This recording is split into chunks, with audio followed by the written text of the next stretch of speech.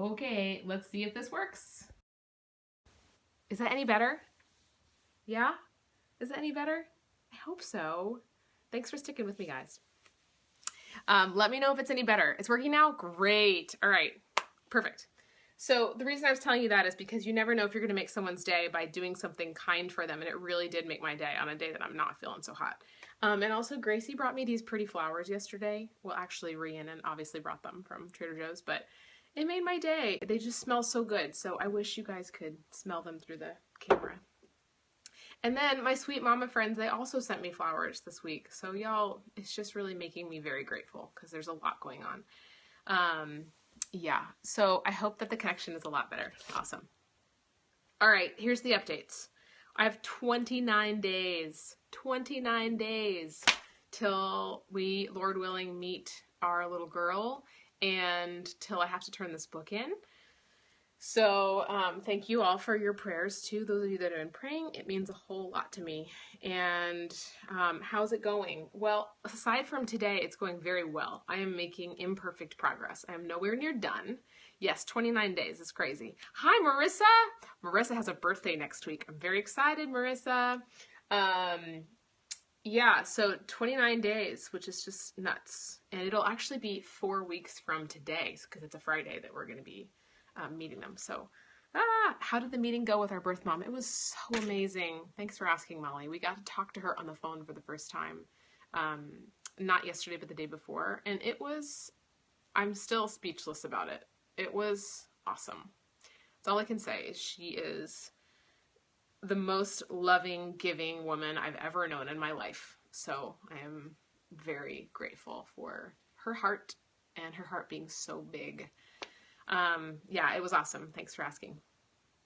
All right, we're going to talk about some weeds today. How many people feel like there are weeds in their lives that they would like to pull? Yes, God is good. Indeed, He is. Y'all are going to make me cry. That's why I have to not think about it today because it's so amazing to me that it makes me very emotional in a good way. So back to the weeds. What type of weeds do you feel like you have in your life right now? What type of weeds do you have in your life? Some that I've struggled with a lot. One is worry and comparison. Lots and lots of worry. Anxiety goes along with that. Fear, yes. And what's your name? Is it Sachelle? That is beautiful. I think that's your name, right? The need for perfection. Yep. Comparison. Absolutely. Keep it coming. Tell me some things that you feel like are distracting you from what matters right now. What are some things that are distracting you from what matters? Another thing is stuff. I feel like acquiring things has been a struggle for me lately.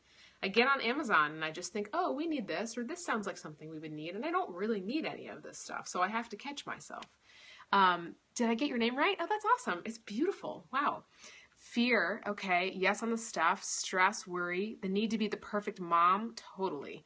Work, not feeling like I'm growing in my skills. Yeah, this is really helpful to know. Worry, anxiety over overbuying, got it. I was going to say anxiety about buying things, that too. Fear of failing, fear I'm messing up my kids. Yeah, y'all, this is good. I want to give you a little grace and truth today because for all of these weeds that we experience, and this is what I'm hoping to get to in my writing today, but it just kind of dawned on me this week that there's always grace and truth for every single weed in our lives. And it doesn't have to take a lot to turn us around, but the thing is, we have to live in the grace and truth over and over and over so that the truth overrides the weed in our lives. So if you're actually looking at a physical weed in a garden, there are actually lots of things, lots of plants that are considered weeds that are quite beautiful on the surface. So dandelions is one of them that's considered a weed. And yeah, so if you see a weed, it's not really what's growing on the surface, it's what's underneath. It's the root system that's the problem or the challenge.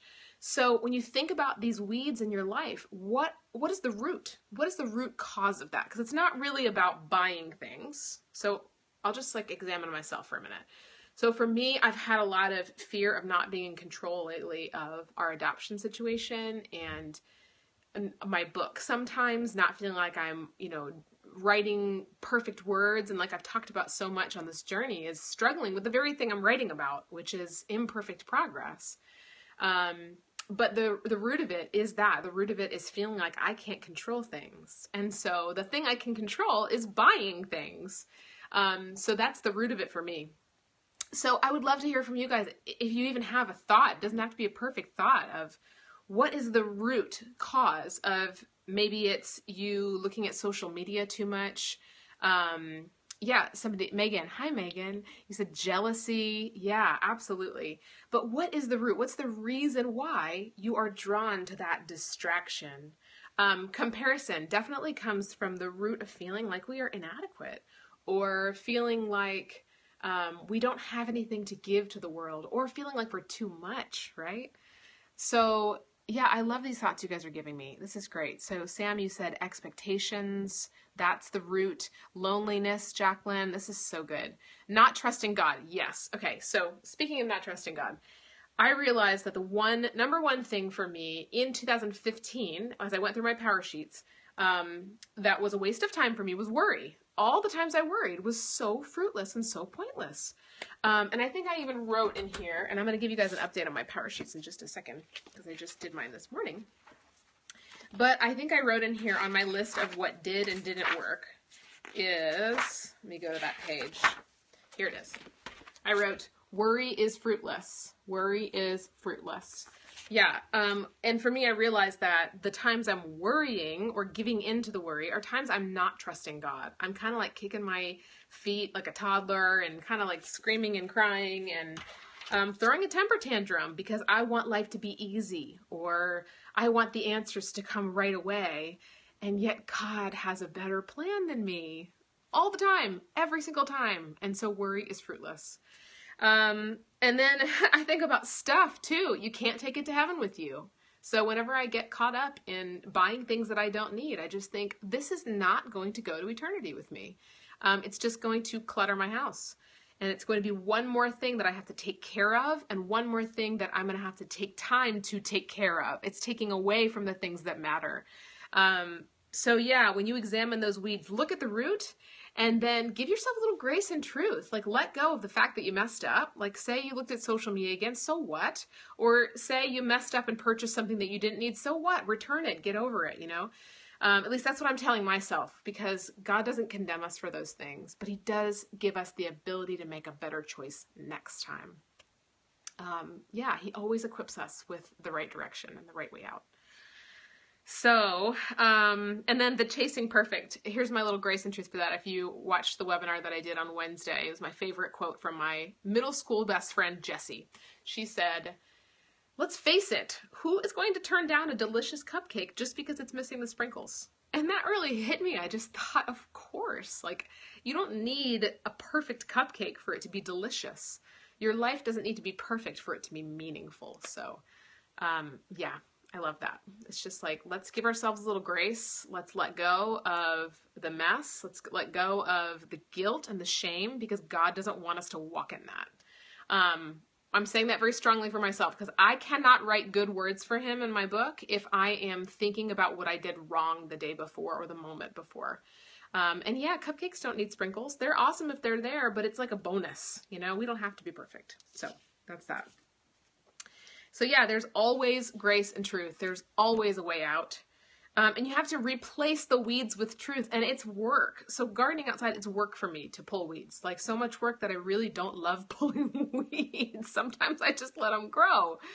But it's supposed to be work that will allow other things in your garden to flourish. It's going to allow other things in your garden to flourish.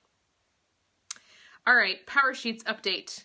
I loved going through my very first month of Power Sheets and the new Power Sheets. And if you don't have Power Sheets, totally cool. You can still get something out of what I'm about to say. The thing I loved most, though, is we made a change to put the great things that happened this month in the current month instead of the following month. I don't know if that makes any sense to you guys, but it was just a process change, and it made a big difference. I'm going to show you my page so you know what I'm talking about. I love this. This was our new Cultivating Gratitude page, and it's a little garden that you fill out with gratitude and great things that happened this month. So I thought I'd share a few of the things that I'm really grateful for. It was a big month, and that's the thing that is so valuable about going back to do this, whether you have Power Sheets or not. Maybe it's just a gratitude journal that you use. is to go back and remember. One of the main words that is used over and over in the Bible for a reason is remember. Remember God's faithfulness. Remember how good he's been to you. Remember, because we so easily forget. So this month we hired 2 new amazing women to join our team, which I can't believe that happened. It was such a God thing. Amber Housley and Jess Metcalf, and they are awesome. I'm so grateful. I put Nicole really big, so I don't know if you're watching this, Nicole, but Nicole Yang in my office, she's just a person that I'm always grateful for. The other day when I was getting ready to do the call with our expectant mom, she looked at me and she goes, "Laura, are you okay?" And I was like, "Not really. I'm a little nervous." And she goes, "Do you need a hug?" And I was like, "Yes, I do need a hug." So it was really sweet and thoughtful. I just love her. My friend Renee Swope coming over to help me with my writing was a gift beyond words. She came all the way from Charlotte to help me, which was so nice. My mom came to visit. I put writing exclamation point with all of the underlines here. I'm just so grateful that I've made imperfect progress. And honestly, before having written this book, or right in the process of writing this book, and focusing on what imperfect progress means, I would have been really freaked out at this point. Having 29 days left to finish this book, as far as I am, I would be really scared, but I'm not anymore because I trust in the little by little, and I'm seeing it. Imperfect progress adds up over time. I got to pray on the phone last week with my friends Katie, Allison, Emily, and Andrea, and it was wonderful. I love you guys. And I just put Joshua, just him in general. He's kind of great. He's just great. Ari listening to me cry in the kitchen over finances. Taxes are the bane of my existence, and that was really hard. So he got to listen to me cry over that, and he was very sweet and supportive. And Grace even tried to tickle me in the middle of it. It was really sweet. So anyway, I could go on, but I'm grateful for this page of Cultivating Gratitude. It's great. My progress update for my goals from January. My only goal is finish draft 1 of Cultivate. I have not finished draft 1, but I still made good progress and I'm celebrating it. So here are my goals for February. I had a lot of fun going through this. I made a big mess. As you can see, this is my big mess of February goals. My 2 goals are finish Cultivate and prayerfully prepare for our adoption. And then I only have 2 weekly goals and 2 daily goals. I just made them the same because of the things I want to focus on. And that is pray and read the word. That's it. I'm keeping it simple. And what I wrote here at the top is a verse that I was really focusing on this morning. It's Acts 2:47. So you can go look that up. It's a great verse. All right. That's what I got. Back to my notes here. I have a couple more things. Oh, I got a great letter in the mail, and I just wanted to read a part of it, actually. And y'all are so sweet to send me mail. It's just great. So, my sweet new friend, Jenna. Hi, Jenna. I hope you're watching. Hi, Amber. Hello. Jenna, you wrote me the sweetest letter, and it was so encouraging. Thank you for taking the time to write me. It was really wonderful. Hi. So in your letter, you said that you just, with a friend, had a mini Power Sheets retreat this weekend, cozied up in a hotel room with our workbooks, watercolors, and a huge box of about a dozen types of pens. It was one of the best weekends of my life, and I have never come into a year with such clear, specific goals in front of me, or such a tangible action plan for accomplishing them. That was really neat to hear. It just made my heart warm to think about you spending great time with a friend. And it's all because of you, Bailey Robert, because you mentioned Power Sheets to her. So thank you for that. It's just neat to see people coming together and making what matters happen. So thanks for that letter. It's really sweet.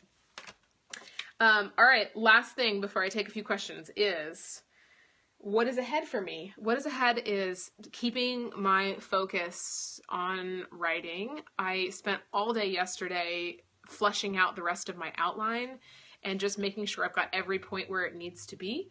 And then a big thing that's ahead is something called Sales Conference. So I don't know if I explained this before, but I'm trying to explain a little bit of the book process as I go along because it was all Greek to me before.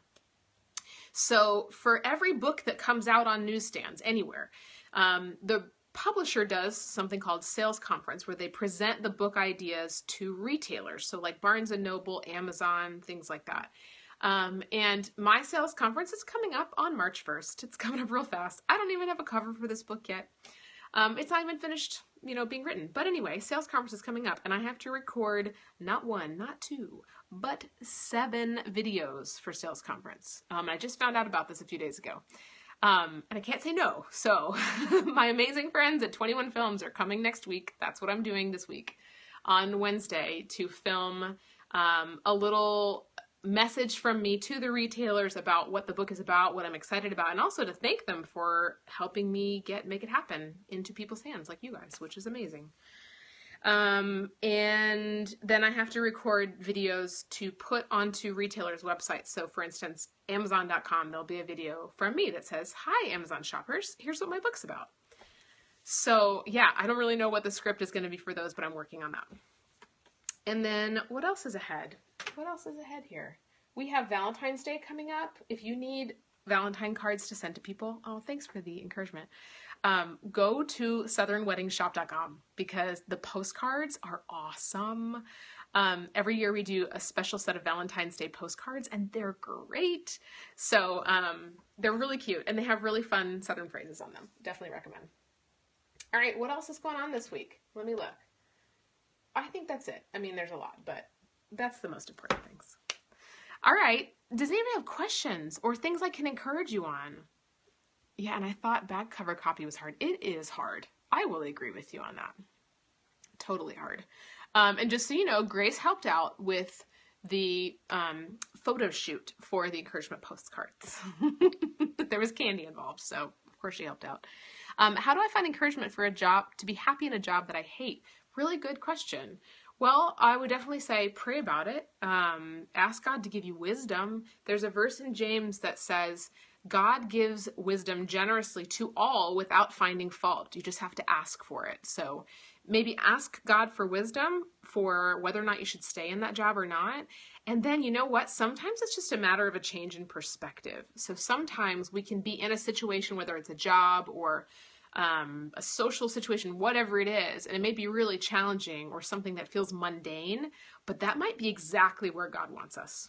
Exactly where he wants us. Like maybe there's someone in your workplace that needs encouragement and that's why you're there for whatever short season it is. So yeah, I hope that encourages you, but perhaps God has you where he has you for a reason, and then perhaps it's time to move on. So I don't know if that helps, but yeah. All right, anything else I can encourage you guys on? I'm just grateful that you joined me today. Thanks so much. I hear my little guy downstairs too. Let me, oh, I don't have a phone because I'm using it here. I'll go downstairs in just a second. We can say hi to Grace and to the little man too. I think he's making teeth. I think that's really what's happening. There's not been a lot of sleep in this household lately. Oh, you know what? Harley. The last 2 weeks, I don't know if you're watching, Harley. Are you watching? You have asked me to pray for you, and I have been praying for you. I just wanted you to know. So if anybody else needs some prayer, let me know, and I would be honored to pray for you. Okay, what do you do when motherhood gets stressful? I just throw my hands up in the air and I say, God, I can't do this. I need you to do it. That was literally my prayers today, like on the floor of my office here, saying, I need your strength today, God. I'm not going to be able to do this. So your strength, not mine. Your will, not mine. Your thoughts, not mine. Your words, not mine. That's what I do. And I just try to call on my friends too for encouragement, just to know that I'm not alone. Any advice on giving comfort to relatives suffering from cancer? Oh man. Pray for your cousin. Yeah, I will pray for your cousin. Let me write that down. Sorry. If there's questions coming, I might miss them. Just one sec. I don't feel like I'm an expert in answering that, but the only thought I have is encouraging them by praying for them. That even if they don't know that you're praying for them, that is the best thing you can do, is intercede with God and ask God to help your friend or your cousin. So yeah. Oh, I'm excited to meet you at Making Things Happen too, Brooke. That's wonderful. Her name is Roxanne. Okay, thank you. I will pray for her. Roxanne. I'm so sorry to hear that. All right. Is there anything else? Pray for me, Tamika. Find the right position here in Florida. I love your name, Tamika, so much. One of the most influential people in my life who was just a sweet friend of my grandfather's was named Tamika. So I think I have a special bond with you already. And yes, Tamika, I will pray for you.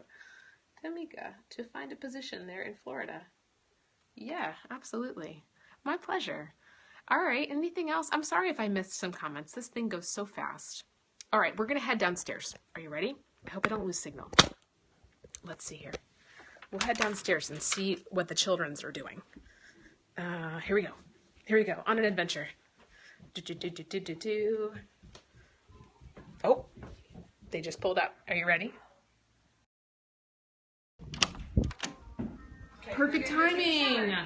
I'm on the Periscope, Gracie. I thought you might want to say hi. No? Okay, that's enough. Aww. We're just going to give a hug instead. Usually she gets mad if I do a Periscope without her. So, hey, you know what might make you happy? There are cookies. We're all better now. She just got home from school. Is he awake? Yes. Ah. Say hey, guys.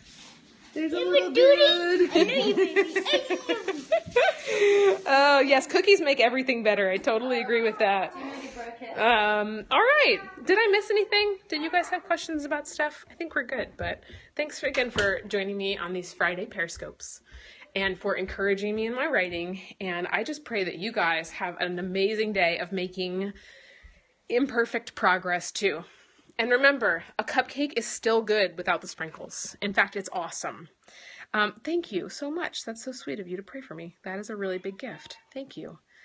Yeah. How long should one hide their planner to get out of the planning funk? Oh, that's a good question. So last week, I think I was talking about how we get so stuck in planning instead of doing. And I was saying, hide your planners for a little while, however long you feel like you need to. If it's helping you, then stick with it. And that's how I feel about my social media fast right now, that it's helping me. So for this season, this short time, I'm going to stay off of it so that I can focus on other stuff. But yeah, I'm proud of you. That's awesome. It's been 2 days. That's so great. Oh, I love it. All right. I hope I didn't forget anything. I always forget to tell you guys stuff on these things, but anyway, I'm going to get cracking. All right. Have a great weekend. Yeah. What are y'all doing this weekend? What are you guys doing? What am I doing? Well, I'm writing. On Saturdays, I take about 4 hours to write. And then Sunday, we obviously do no work. And we just do church, and we're going to Whole Foods to have dinner with some friends of Ari's from work. That's pretty much typical weekend for us. That's it. We hang out with the kids. Awesome. Playground soccer with the kids. Nice. Son's first birthday. Happy birthday to him, and happy 1 year to you, Mama. That's awesome. Surviving with my 3-month-old. Totally get that. Totally get that. All right, y'all. Have a great weekend. I will, Lord willing, see you next Friday at noon. Bye.